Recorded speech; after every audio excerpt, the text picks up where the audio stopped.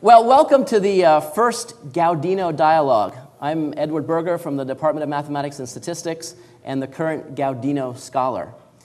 Robert Gaudino was a beloved professor of political science here at Williams College from 1955 until his untimely death in 1974. He was known for putting his students in uncomfortable situations and was a great proponent of experiential education. The Gaudino Fund, started by some of his loyal former students, supports the Scholars Projects, which for this year and next year, we're going to be focusing on an endeavor that actually transcends all human activity, the uncomfortable act of being creative. This Gaudino Dialogue series will bring back to campus some of the most interesting and successful alums and have them share with us how they've been creative in their professional lives, as well as confess the uncomfortable but requisite failures they've experienced along the way.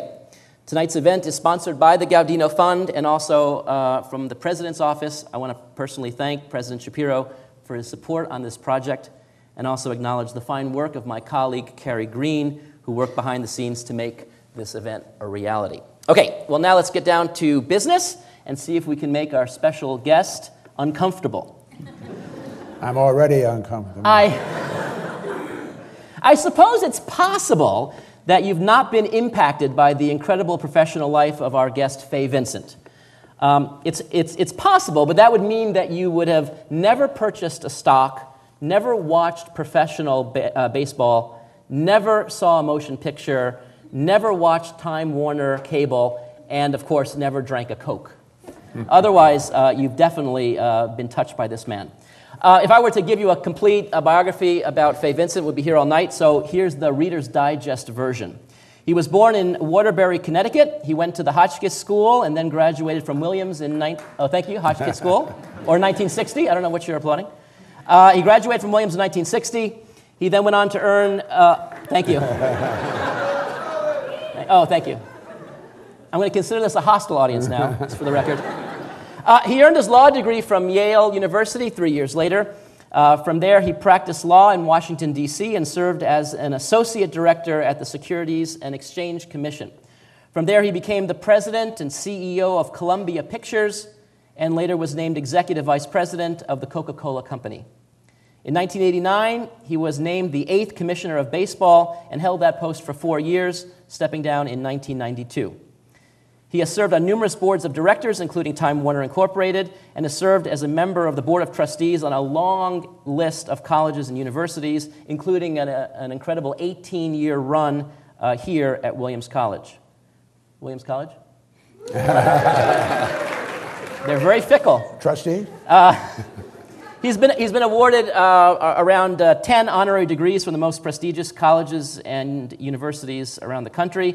And in his spare time, he's also the author of 3 books, one which was just released. I have a copy of it right here. We Would Have Played for Nothing. Baseball stars of the 1950s and 1960s talk about the game they loved, published by Simon & Schuster just a few months ago. So as you can tell, he's kind of a slacker, but I decided to have him here anyway. Please welcome Fay Vincent. Fay.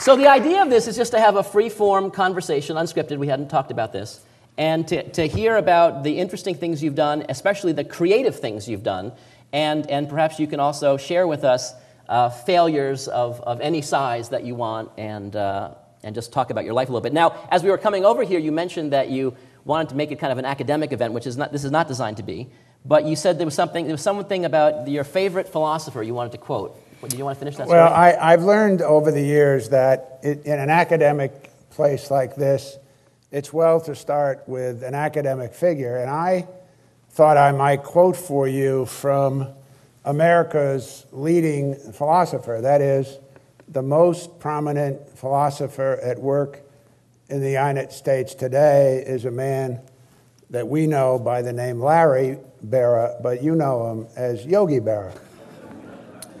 And the story is this. A great friend of mine named Larry Doby died. I brought Larry Doby here to Williams some years ago. Some of you may remember. He was the first black player, African-American, to play in the American League. And when he died, a very substantial service was held, and I went. And it was in a church in Paterson, New Jersey. And in the front pew, I got there with a fellow named Ralph Branca, an old pitcher. And in the pew, far over on the left in the front row, was Phil Rizzuto. And next to him was the great philosopher Lawrence Barra.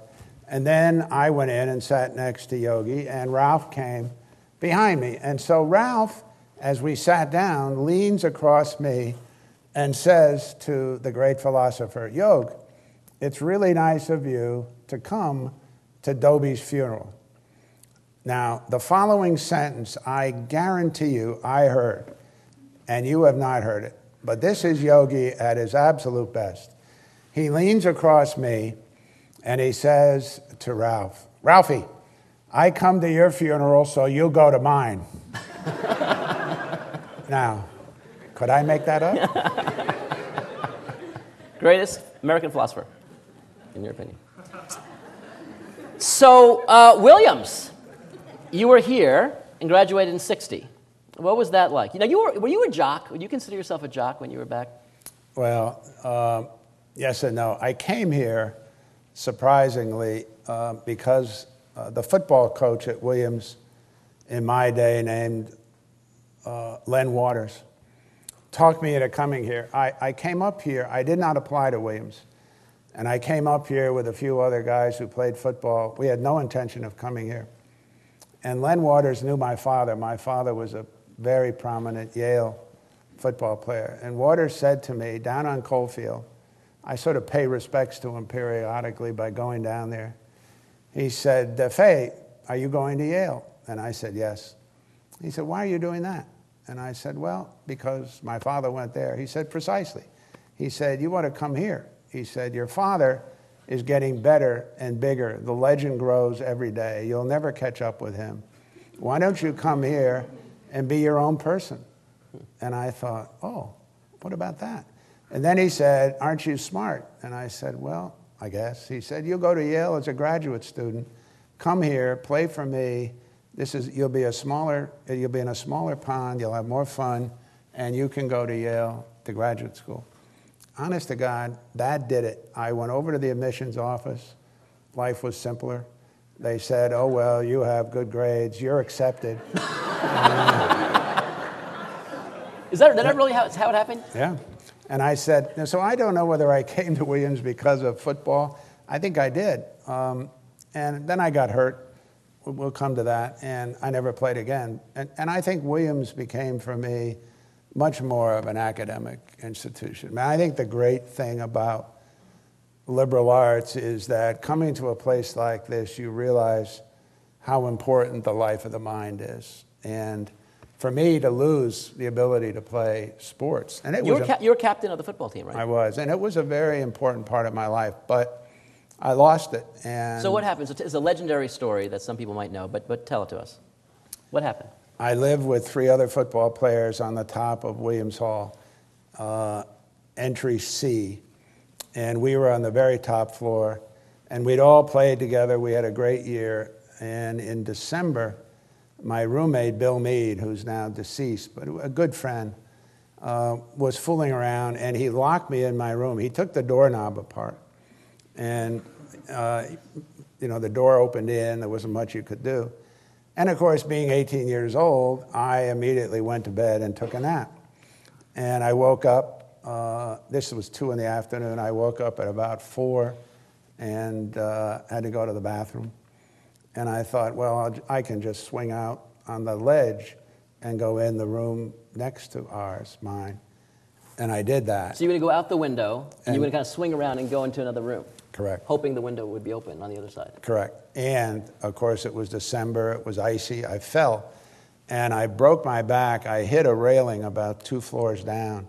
If you look on the back of Williams Hall, you'll see their balconies, little steel balconies about halfway. I hit one of those, and it crushed my spine. Actually, Dr. Coughlin, his son is here, saved my life because they took me to North Adams Hospital. They didn't do anything. And a surgeon operated on me, and I had very bad damage to my spinal cord, and so. But do you remember that? I mean, when you actually fell, I mean, were you conscious? I mean, do you remember lying there? Did someone come and get you? Do you remember any of that? No, thank God I don't remember. I don't remember anything except waking up in the hospital and being told that. And I was on a striker frame. I was paralyzed from my chest down, and so I couldn't move anything.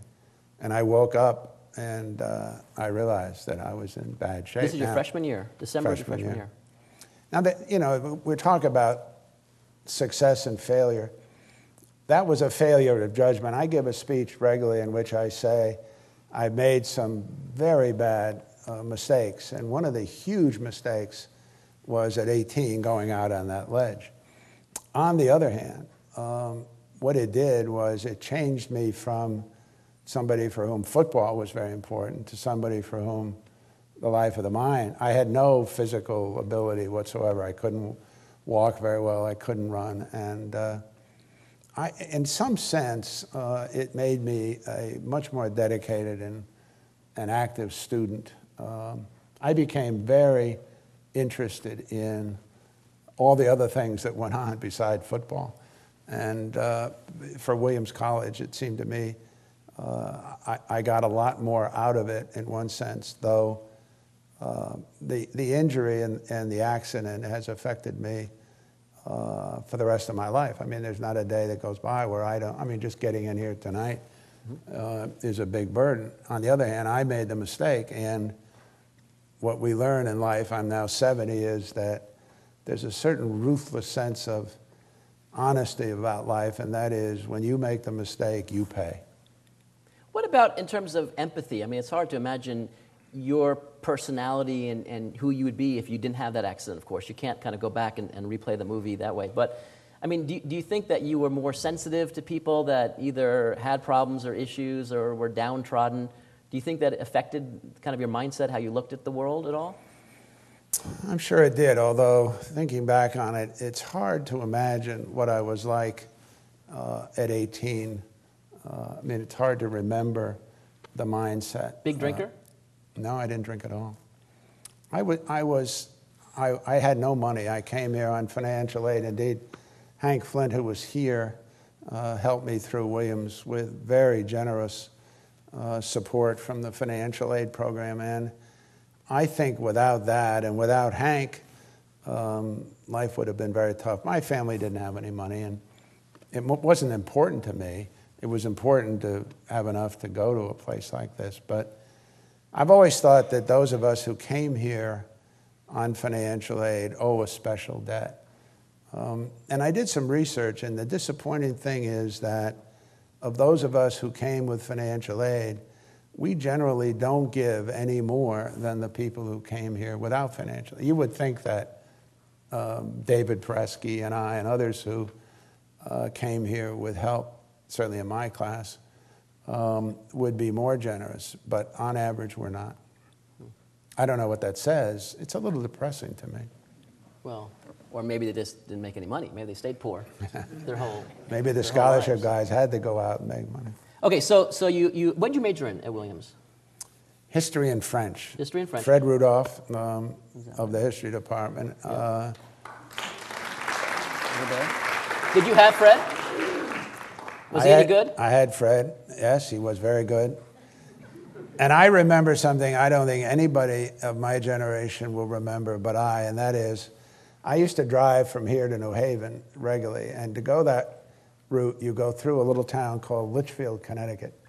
And one day in Fred's history course, he had a little 5% addendum that I think if you answered these 5 questions correctly, you would get some sort of jump in the grade from a B to a B plus or B plus to an A minus, I forget. But one of the questions was, where is the first law school in the United States located? And it's located in Litchfield, Connecticut, and as you go by it, there's a sign. When I'm driving from here to New Haven, as Fred did hundreds of times, he knew that the law school was there. Well, he gave that question, I got it right. I've never forgotten it. So from Williams, you went to Yale, which was not the oldest law school in the country. No, William and Mary, I think, is the oldest. Yale Law School. What was Yale? Was it fun? Was it good? No. Okay. not to put a fine point on it. I think coming from Williams in my day, I was spoiled. I went to Yale because I thought it was smaller than Harvard. I got accepted at Harvard and Yale. In those days, it was not that difficult. And I thought Yale would be smaller, and therefore Yale would be somewhat like Williams. You go there, the faculty would be interested. It's even smaller than Williams. And I went to Yale, and the faculty at Yale had no interest in me. They had an interest in the people who were the top 5% of the class, maybe. I was sort of among the unwashed. And how low were you? Do you remember how low you were? I was low. Nice. And it really bothered me because I'd come here. I thought I'd been a pretty good student here. I got to Yale, and I really didn't do very well at all. And I can remember being just bitterly disappointed. I thought, my life was over. I didn't know how I would succeed as a lawyer if I hadn't made the Yale Law Journal and been a very prominent member of my class. And of course, the great moment, the great insight occurred about 15 years out of law school. I got a call from the fellow who had been first in my class at Yale. And he had called me asking if I had a job for him at Columbia Pictures. Nice. And I thought, I think I'm getting it now. Yeah. He's a very bright guy, and he went on and did very good things. But I realized, but slowly and painfully, that there's much more to life than being first in one's class. I've always thought, what happens to all the people who finish second in their law school class? I've never heard of them. I mean, you hear about people over and over again who were first. I wonder what happens to people who finish third. They obviously go on and do very distinguished things. So I did not have... If you're low enough, you can run for president. Turns out. I don't think second will do that. But, all right, so... Are you talking about Ford? I'm talking about everybody. So you finish your studies, your law studies. You practiced in D.C. for a while. And you in New York. New York and then DC. Washington, yeah. And then you did some stuff with the SEC. That sounds... I did. How do you make the transition from working as a lawyer, working on the Security and Exchange Commission, to taking over Columbia Pictures? That was kind of a jarring thing. How does one go from one career and then totally do something different? Yeah, now that was a jarring and difficult assignment. Herbert Allen, who will be here, he's going to do one of these moments more successfully than I assume. But you can ask him why he came to me and asked me to run Columbia. I mean, I was a lawyer. I didn't even go to the movies. I didn't like the movies. I was very interested in athletics and sports. I was not interested in the movies. And Herbert came.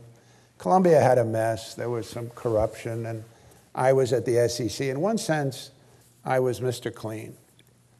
And when he hired me, the whole impression that he was trying to cover up or not do what was right went away, because the SEC was investigating Columbia. And by my going there, you couldn't have found a greater symbol that we want to get this straightened out than putting someone from, you put the... And how long did it take you to straighten it out? Like, was it a 3-year thing or a 6-month thing? Or, I mean, what's the timeline for taking a problem company, turning around? It took a while. I mean, one of the things that I realized, I had to change the culture.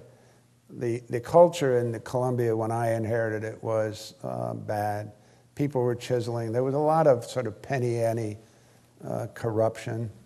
And I realized that, and this is not my insight, but it is generally true, every once in a while you need a public execution. And I believe that I had to execute a few people who were doing things that... So you went in there and you fired a bunch of people right out of the starting block. I did, yes. And I changed it. And the thing that made me very proud, when I went to Columbia, this will tell you about how well thought of I was. A paper announced that I was the new CEO of Columbia. Of course, everyone thought Herbert was crazy. Here I was coming from the SEC. Wall Street thought so well of me that the stock, the day I was elected, was 22. The next day, it traded at 14. And I thought that was a particularly sad sort of commentary on what was coming. The good news is that about 2.5 years later, Herbert and I sold Columbia for $75 a share. Wow. And that was a very good development for all the guys on our team. It's a very, I thought, funny story. There was a coach, a baseball coach with the Dodgers. Now, I leave Columbia and I go into baseball, another bizarre move. And I'm out at Dodger Stadium, and there was a coach, a third base coach or first base coach. And he came over to me and he said, "Oh, Commissioner," he said, "I'm a big fan of yours." But he said, "It has nothing to do with baseball." And I said, "Really?" He said, "No." He said, "The day you got elected," he said, "or soon after you got elected president of Columbia, I saw an article about you in the Los Angeles paper. It mentioned you and this guy, Allen." And he said, "I'm an investor." And I thought to myself, you know, I think I'm going to buy some of that stock. He said, "Maybe those guys are going to do something smart." And he said, "I bought a fair amount of Columbia stock."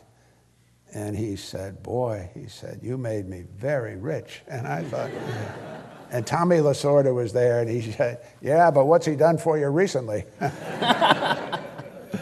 So, did you interact with celebrities? I mean, did you have friends that were like movie stars and things, being president? I mean, you had that power to hire and fire people, right? You could yeah. make a Scarlett's career or fire. Yeah, overrated. I think that. Overrated?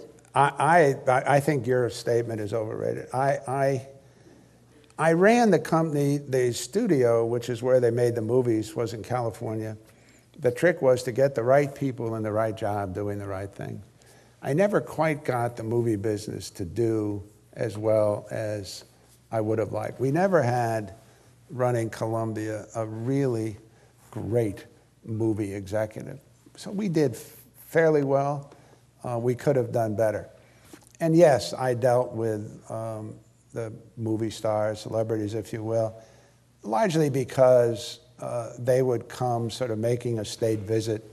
They would come see me, or I, in order to try to make them feel more comfortable, would go out and be sure that we had dinner. And so, yes, Who are some of the big stars that you remember that you had dinner with or wined and dined? Well, Who are the ones that you didn't like? No. Now, first we'll go to the good people. I mean, all right. Who did I really like? Michael Douglas was a good friend because I knew Kirk a little bit, his father. Sidney Poitier is an old friend and directed a movie for us called Stir Crazy with Richard Pryor and Gene Wilder that did very well. You know, I in terms of people that I really enjoyed and spent time with, I don't think there were many what you would call movie stars that I sort of hung around with. Jane Fonda was a terrifically good person to work with. Paul Newman was a real gentleman and a very elegant and classy guy. One time we were flying somewhere and I was going to give Newman a ride, and he and Redford were buddies, and I do them both. Now the difference is Redford runs 3 hours late for breakfast. So that means if you have a date with Redford at noon, he will show up at 3 with no apology, just show up late. So when I first saw Newman, and we were going to get on a plane at noon or something, I was assuming that I'd sit there and wait for him for several hours. Right on time, he drives up in a little Toyota himself, no driver, no limousine, to this airport, drives right up to the plane, comes up, and I said to him, "Boy, am I impressed." And he said, "Why?" And I said, "You're on time." And he said, "Punctuality is the courtesy of kings," which is such a wonderful line. And I said, "Where did you get that?" He said, "I don't know, look it up." Well, I did. He's a very bright guy. It's a quote from Louis XIV. It is a spectacular quote because for Newman to be on time was the courtesy of a king. And I said to him, I couldn't resist, what about your buddy Redford? He said, I have no effect on him. He's hopeless. And that's true. Some of those people, there's no constraints on them if you think about it. There are no economic constraints. There are no social constraints. There's no such thing as immorality in their world.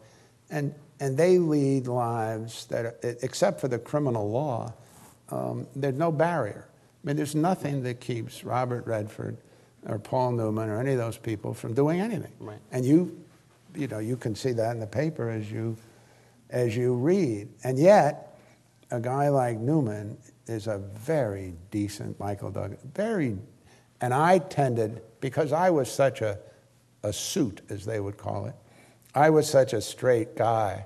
I came from the SEC. You can imagine a guy from the SEC going to a big Hollywood party. I mean, it must have been fun. They were petrified. I know there was cocaine everywhere, but I never saw it because the minute I came in the front door, everybody thought, here comes the feds.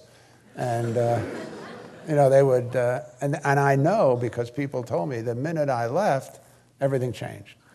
I never saw cocaine in Hollywood, never. I saw people who had obviously taken cocaine. Before you saw it, before they... Yeah, I mean, I remember... Oh, who? I remember a well-known actor was coming to see me at 8 in the morning, and I spent time with him. My antennae were not good. They're not good to this day. And he behaved very oddly. But it was 8 in the morning. And when he left, I said to somebody in the company, what was his problem? He said, Fay. He said, where have you been? He was totally stoned. Wow. He said he crossed Fifth Avenue at the height of the rush hour without waiting for the light to change. He said he almost got killed. And my antenna just didn't pick that up. And that actor was Charlton Heston. Is that right? That's my guess. I'll tell you a story about Charlton Heston. One day,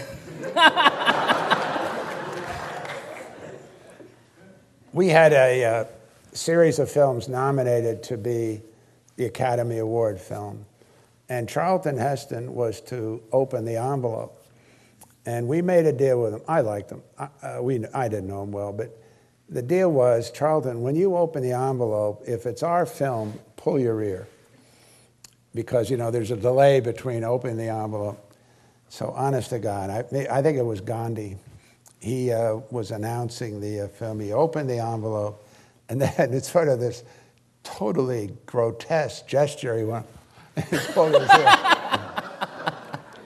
Mr. Subtle. I thought that was... What were some of the big bombs that were made during your time at Columbia? And there were many. Well, just give us some that we might have heard of. The legendary one is Ishtar. Oh, yeah. You were there for that? I was there. Nice. Now, the fun thing about Ishtar was making movies is such a difficult game. Here was a movie where Dustin Hoffman and Warren Beatty were going to be the two creative, they were going to star in it. Every movie, and Warren was the producer. So you're a business person like me, and you look at history and you say every movie that Warren Beatty up to then had produced had been a success. Bonnie and Clyde, Heaven Can Wait. Everyone had made big money. And every movie that Dustin had been in for Columbia had been a huge success. We did Kramer versus Kramer with Dustin, and we did Tootsie. Now comes Ishtar. And so, you say to yourself, these guys know what they're doing. They're very talented. This is a reasonable bet, although it's a lot of money. And I made the judgment that we would make Ishtar. The studio recommended it, but I said... You signed off on it. I signed off on it. And it was one of the legendary bombs of all time. It's not that bad a movie. Now, I say that somewhat defensively, but... have you seen it? I have, many times. Many times? Really? Well, that's the punishment of being in the movie business. you have to view. You watched that? I mean, I saw Gandhi about 50 times, and I saw Ishtar about 25 times. Wow. Well, because you go to all these events. Yeah. So I went out to Hollywood a few years ago, and there I went to a party, and there was Dustin Hoffman and Warren Beatty, and I took both of them aside, and I said, look, I'm still mad at you two guys. And they said, why? I said, because of that goddamn Ishtar. I said, here's the trick. I know that when I die, my obituary is going to say that I had something to do with Ishtar. Now, you guys made the goddamn movie, and when you die, it won't mention Ishtar at all. They're smart. And Warren Beatty said, you're right, and we owe you. What do you want to do? We'll have a party. And I said, you'll have to come. And they said, we'll come. That's sweet. We should have an Ishtar party. Well, I don't know about the Ishtar part, but the party sounds good. So then you went on to Coca-Cola. And was that a smooth transition, or how did that work? We sold Columbia to Coca-Cola for, as I told you, a very big price. And when Herbert comes, you'll have to ask him, but it was a complicated judgment. We were doing very well, but we thought that it was in the interest of shareholders to cash in. That is, I think it's a duty of management to sell if the price is so high that you couldn't get the price there within 2 or 3 years. Now, when we sold Columbia to Coke, Columbia was trading at $35 a share. Coke bid and offered us $75. Well, now it would have taken us a long time to get Coke from $35 to $75. But what we didn't see, and what made this so spectacular, Coca-Cola appreciated 3,600% in the 10 years after we sold Columbia to Coke. So although we thought we were doing very well, we picked a stock and a company that just went through the roof. And Herbert and I will say it's much better to be lucky than smart. We were totally lucky. Nobody could have foreseen that. Coca-Cola is a great company. I learned a lot. You know, if you hang around long enough, and including places like this, you get the sense that corporations, the word corporation is a pejorative term. Everyone is against the corporate world or the big companies or big oil. And you say to yourself, one of the things that we should be smarter about, I'm now lobbying you, the world's more complicated. This is a big country. We have a very big government. Almost by definition, you're going to have very big companies. And if you're interested in full employment, and everyone is, including Nancy Pelosi, you have to have companies employ most of those people. The largest employer in many of these states are some of these giant companies. Though, it's interesting, do you know what the largest employer in the state of Ohio is? The Cleveland Clinic. The largest employer in Houston is MD Anderson Hospital. The medical services business in most big cities is the largest employer today. So talking about the loss of jobs in a place like Ohio, you forget that the medical world is where the jobs are growing in numbers if manufacturing is in trouble. I learned a lesson by being at Coca-Cola. I realized that a big company attracts some very good people. There are very bright, well-intentioned, good citizens living terrific lives, running some of those big companies. And, you know, the stereotype is big companies, big corruption. I mean, I came from the SEC. I saw some of it at its worst. But I think one of the things that we all owe it to ourselves to do is to draw fine distinctions. There are bad people in big companies. There are bad people in small companies. There are bad people in liberal arts colleges. I mean, the world... Now, why did you look at me when you said that? I mean, you were looking right at me, and that's not very nice. I don't mean bad in an immoral sense. I mean people who are improperly motivated or insensitive or greedy or even modestly immoral. But I think in the world, as I went through it, I started as a lawyer, and I was very anti-corporate. And as I got older, I learned, Fred will agree with me, I was reading about the Rosenberg case the other day. When I was a liberal graduate here, and I was a young Democrat, there were three things that all liberals, and I was one, believed that were historically true. One was Alger Hiss was innocent. One was Sacco and Vanzetti had been railroaded. And one was that the Rosenbergs were innocent. Now, 50 years have gone by, and I would say, to a virtual certainty, the only question remaining is about Sacco and Vanzetti. It was just accepted that Hiss could not have been a Soviet spy because Richard Nixon went after him. And he was Harvard and Harvard Law School and Covington and Burley and part of the establishment. We now know both Hiss and his brother were Soviet agents. And we heard the other day Morton Sobel say that he'd been spying with Julius. That issue's a dead issue. The only question is whether she was a spy and also should have been executed. But my point is that some of the things that I accepted and believed were just sort of beyond argument almost, have turned out to be wrong. So we have to really think through anything that we hear, whether it's in the media or people say, and we have to come to our own conclusions, and we can't just accept the facts that other people report. And I think that's what education's all about. Mm-hmm. I mean, we read books and we know that some of what's in the books causes us to have doubts or questions about the book.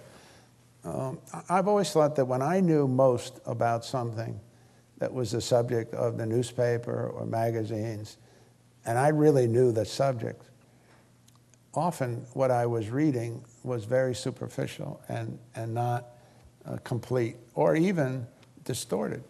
And you know, I mean, the advantage of being an old man is I have seen so many examples of those things that I'm able to say to myself, who should be surprised? But at 18, I believed if it was in a paper or a magazine, that made it, that gave you a real pause. You didn't lightly question what you read in the paper. All right, well, let's move ahead a little bit. I want to talk about your move back to athletics when you become the commissioner of baseball. So a lot of things were happening. That was kind of a tumultuous time, right? I mean, you took over, and then there was an earthquake right at the World Series, right? Is that well, right? The link was my friend Bart Giamatti. As Fred knows, my great friend was Bart Giamatti, who was the president of Yale and who died at age 50. We were just beginning our time at Yale. He was a great man, a wonderful sense of humor, wit, and he wrote some of the great things about baseball that have ever been written. If you want to read some really beautiful essays, there aren't many, but you pick up almost anything Bart wrote, and you will like it. Here's my favorite Bart story. He gets elected president of Yale, and people like Bill Buckley and all sorts of other savants are saying to him, what is your mission as president of Yale going to be? What are you going to do as the president of Yale? And Bart said, I had no idea. I mean, he'd been teaching English. He got elected president in a completely surprising development. So he said, one day I'm out in my garage trying to polish my snow blower. And he said, I'm sitting on a tire and it's freezing cold and the goddamn snowblower won't start. And I'm thinking about snowblower, and meanwhile I'm getting ragged all that day by mail from all these Yaleys who want to know what my policy for Yale is going to be. And he said, just there, sitting on the tire, working on the snowblower, it came to me. And I rushed in and I wrote a statement that I published the following Monday. And I said, I have now come to the following conclusion, and I'm willing to state permanently, irrevocably, and openly that it shall be the policy of Yale from this day forward to do no evil and to try to do good. Everybody recognized the folly of that silliness. So was that your philosophy when you were a commissioner? Well, it was more complicated.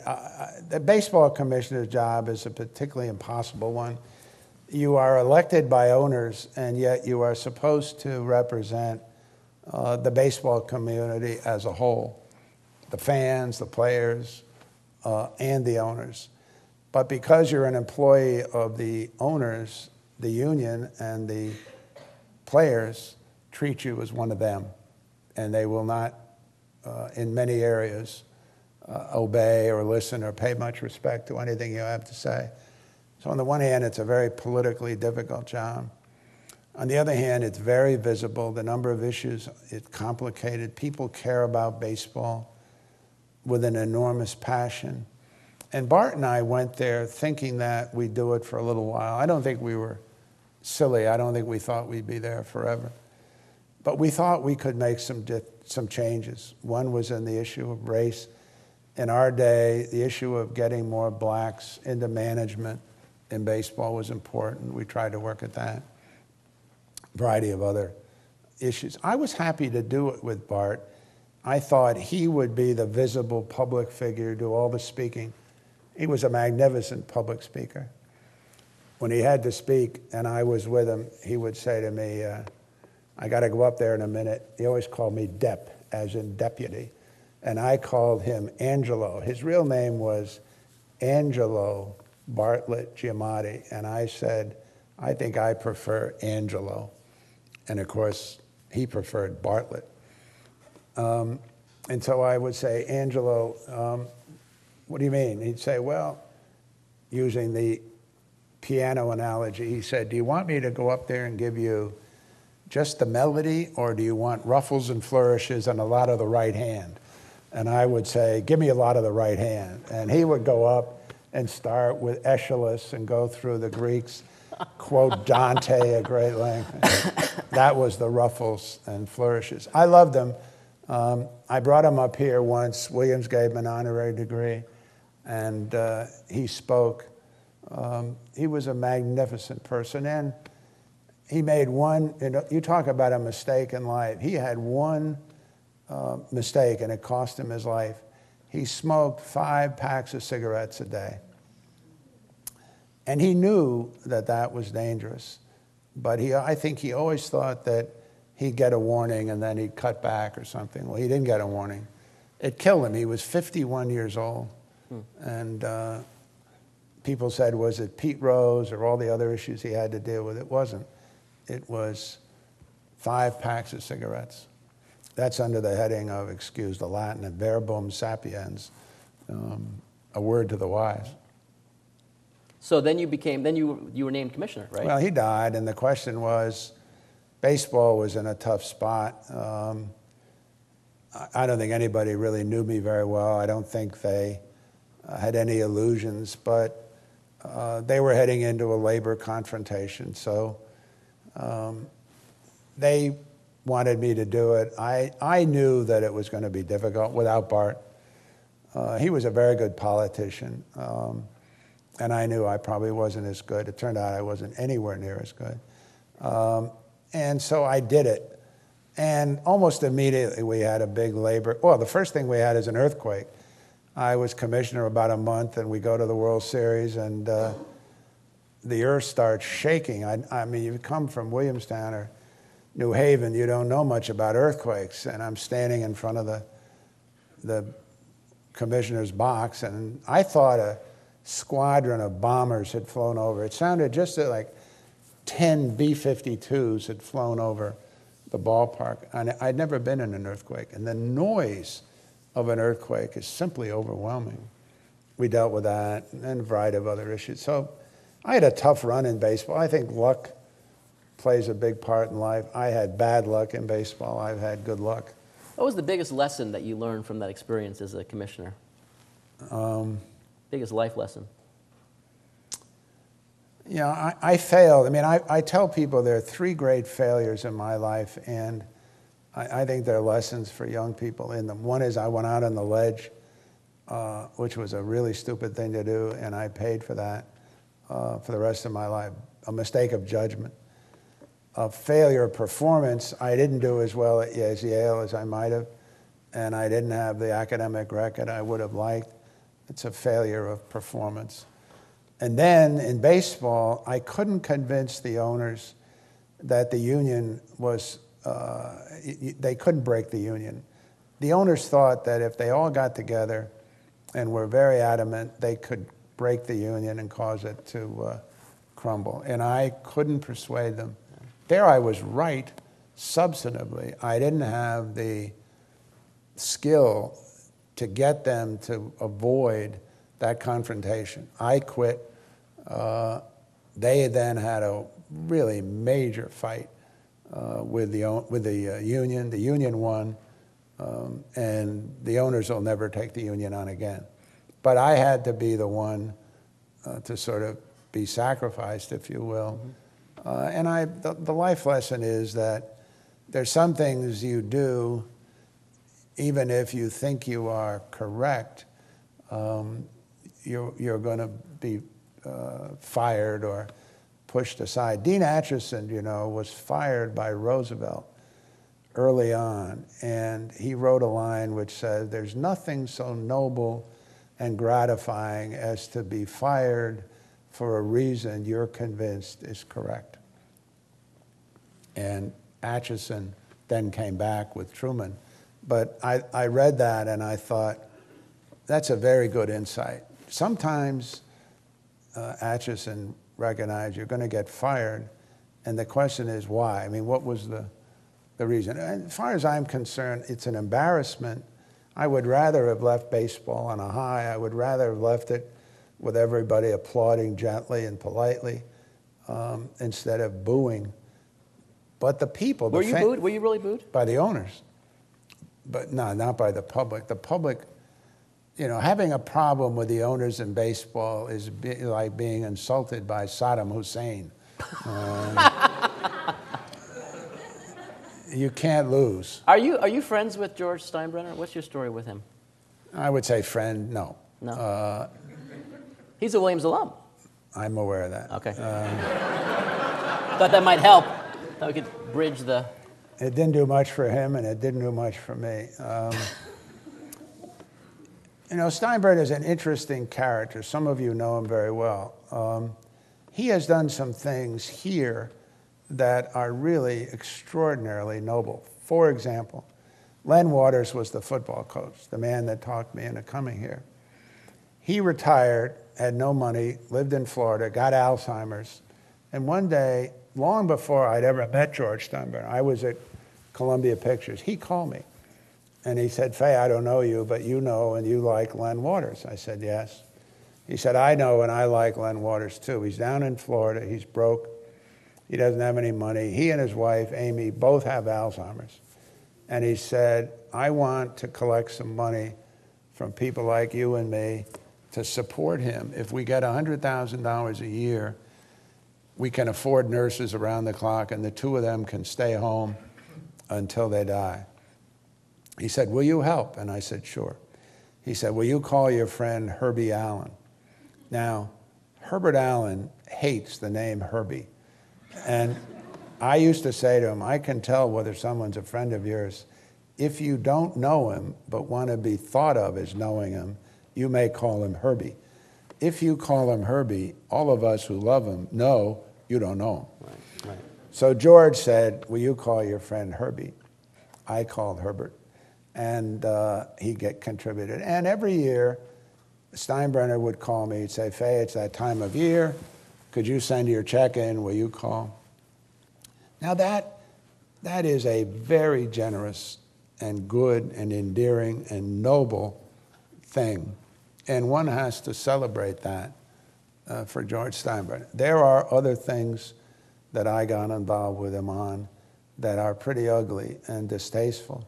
But the fun one was, he gets in trouble with me, and I have a hearing, and he comes with his 400 lawyers, and I have him on the griddle because he's done some stupid things. And we have this hearing, in which he's defending himself with all these lawyers. And in the middle of it, he used the phrase, no, I know what happened. In the middle of it, one of the people working with me accused George of doing something which my colleague said to George, George, you're being Machiavellian. And Steinbrenner says to me, Fay, I don't know what that means. You and I went to Williams. Now, my friend went to Yale. His name was Steve Greenberg. And Steve has never let me forget that Steinbrenner thought it was sort of endemic for Williams people not to know what the term Machiavellian meant. This audience knows. Yeah. And I think George may know now. He learned. Well, that's great. Well, that's all we're after, right? Is educating. That's right. So that was a good thing. Okay, Okay, I had a cute line. I went to Joe DiMaggio's funeral, which is at St. Patrick's, and George was there sitting in front of me. And I said to him, looking around this magnificent cathedral, I said to George, trying to be a wise ass, I said, George, does this remind you of the Williams Chapel? And he was pretty good. He said to me, I don't know, Fay, I was never in the chapel. there you go. Okay, we're running out of time here, so I want to ask some very, very just yes and no questions. Just tell me what you think. So you spent some time, doing this gig with baseball commissioner, and then you spent a lot of time doing academic things where you were on trustees, board of trustees, and so forth. Which was more cantankerous, being on the board of trustees or the commissioner of baseball? Oh, there's no question. Baseball. Look, my experience. Short answer. No, being a trustee. Being a trustee, in my experience, never involved a cantankerous moment. Did you enjoy that role? I mean, yes. Okay, good. All right. So now, how about a word? I know, because you told me this a while back that you actually are good friends with all the Bushes, right? Because you grew up with them, basically, right? Didn't you live with them or something? I did. Yeah. So tell us very quickly. We only have a couple minutes left. Tell us a fun story about one of the Bushes. Like George In this W. audience, that is a very big challenge. No, they understand.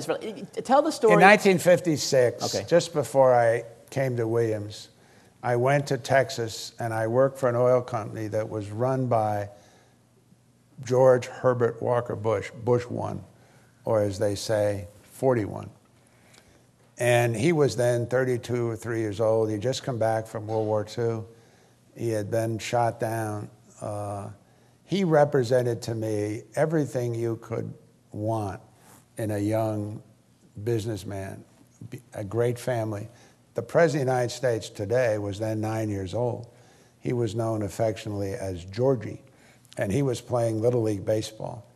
I lived in that house with Barbara and George that whole summer with my friend.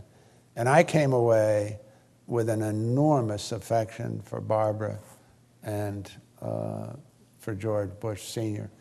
He's a gentleman of the highest order. I don't care what your political feelings are. This is a classy, decent, good guy. I've known him for 50 years, and I defend him and think very well of him.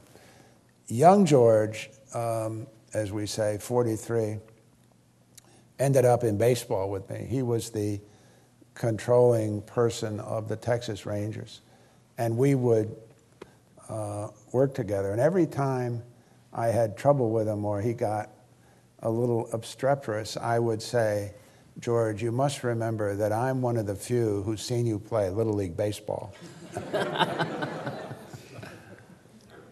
He called you before he was thinking of running in 2000, is that right? He did. And it was a very interesting conversation. He would call me. He doesn't call anymore, and I don't consider myself a close friend. But in those days, he did call. And it was a very interesting conversation. He said, Fay, you know that he was then governor of Texas. He said, you know, they're talking about me running for president. And I said, yes. And he said, you know, my daughters are very negative about it. I'm worried about what will happen to them if I run. And he said, I wonder what your advice would be. And I said to him, George, look, I've known you since you were 9 years old. For you and for me, it has to be incredible that the stars have lined up and people want you to be president of the United States. I mean, isn't that astonishing? And he said, it really is. He said, it's incredible.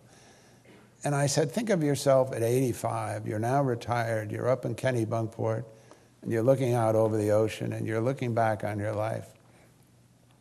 I think if you turn down this opportunity, you will regret it the rest of your life. After all, if you try it, you may fail. The odds on your being president cannot be high, just because it's difficult to get. But I said, if you turn it down, you'll never know. And I think at 85 in Kennebunkport, looking back on your life, you're likely to say, I really think that was crazy. I have to take a chance. Even if I don't make it, it's the sort of thing that most human beings never get a chance to try. And since you have got this opportunity, how can you back away? And I think your daughters are just going to have to be dealt with, and I guess, and my guess is they will understand. I think if you turn it down because of them, it's a disservice to them.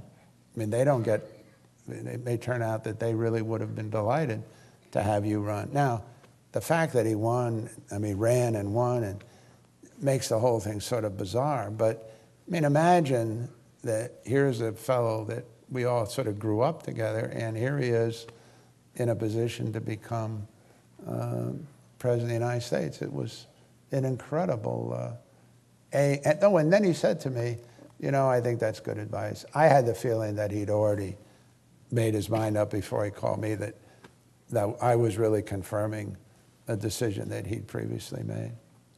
But before I ask you the last question here, I just want to kind of put a little plug in.